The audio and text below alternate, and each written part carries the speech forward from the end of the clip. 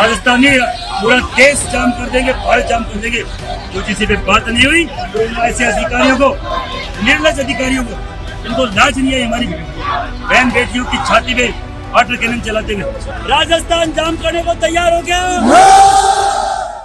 नमस्कार, लोकमत भारत की खास पेशकश में आपका स्वागत है। मैं हेमंत शर्मा। अभिवादन स्वीकार करें। राजस्थान की राजनीति में एक नया सियासी मोर्चा खुलता नजर आ रहा है। यूजीसी की नई गाइडलाइंस को लेकर स्वर्ण समाज के एक बड़े वर्ग में नाराजगी का दावा करते हुए श्री राजपूत करणी सेना ने जयपुर में शक्ति प्रदर्शन किया है।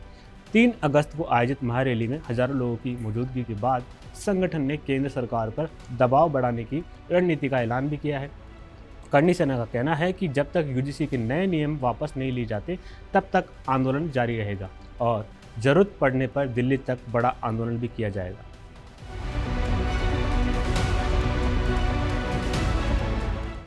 जयपुर की रैली केवल विरोध प्रदर्शन तक सीमित नहीं रही, बल्कि इसे आगामी चुनावी राजनीति से जोड़ने की कोशिश भी दिखाई दी है।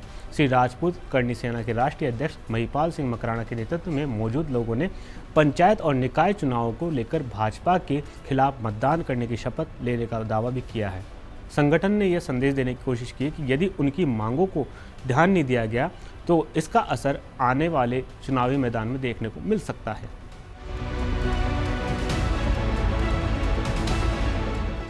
राजनीतिक नजरिए से देखें तो राजस्थान में भाजपा के लिए स्वर्ण समाज का समर्थन लंबे समय से महत्वपूर्ण रहा है। ऐसे में किसी सामाजिक संगठन की नाराजगी चुनावी समीकरणों पर असर डाल सकती है। हालांकि चुनावी परिणाम कई मुद्दों, स्थानीय नेतृत्व और उम्मीदवारों की छवि और जनता के अन्य मुद्दों पर भी निर्भर करते हैं, लेकिन किसी बड़े सामाजिक समूह में असंतोष राजनीतिक दलों के लिए चिंता का विषय जरूर बन सकता है।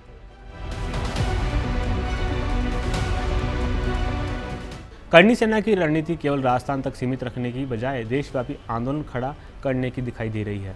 संगठन के नेताओं के अनुसार राजस्थान में लंबी पदयात्रा के बाद जयपुर में महारैली की गई और अब गुजरात, मध्य प्रदेश, महाराष्ट्र, उत्तर प्रदेश, पंजाब और हरियाणा जैसे राज्यों में बड़े कार्यक्रम आयोजित किए जाएंगे। इसके बाद दिल्ली कूच की चेतावनी भी दी गई है।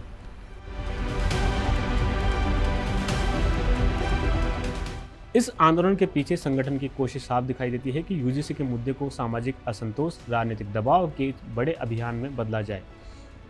करणी सेना यह संदेश देना चाहती है कि यह केवल एक संगठन का विरोध नहीं, बल्कि स्वर्ण समाज के व्यापक हितों से जुड़ा मुद्दा है। राष्ट्रीय महासचिव नारायण सिंह दिवराला ने भी जयपुर रैली को समाज की एकजुटता का संकेत बताया है। भाजपा के लिए चुनौती यह है कि वह इस नाराजगी को किस तरह संभालती है। पार्टी के सामने एक तरफ सामाजिक समीकरणों को संतुलित रखने की जिम्मेदारी है, वहीं दूसरी तरफ केंद्र सरकार की नीतियों को लेकर उठ रहे सवालों का जवाब देने की भी जरूरत है। अगर यह विरोध लंबे समय तक चलता है और दूसरे राज्यों में इसका असर होता है या फिर विस्तार होता है तो इसका राजनीतिक असर देखने को मिल सकता है। आगामी पंचायत और निकाय चुनाव इस सियासी तनाव की पहली परीक्षा बन सकते हैं। करणी सेना इन चुनावों को अपनी ताकत दिखाने के अवसर के रूप में देख रही है, जबकि भाजपा के सामने अपने पारंपरिक सामाजिक आधार को बनाए रखने की चुनौती होगी।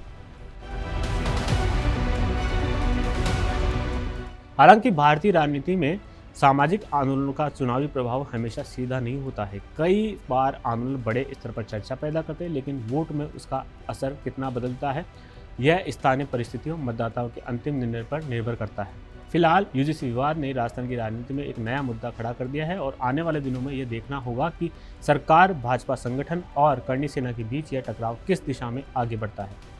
ऐसी ताज़ा अपडेट के लिए आप बने रहिए लोकमत भारत के साथ। नमस्कार।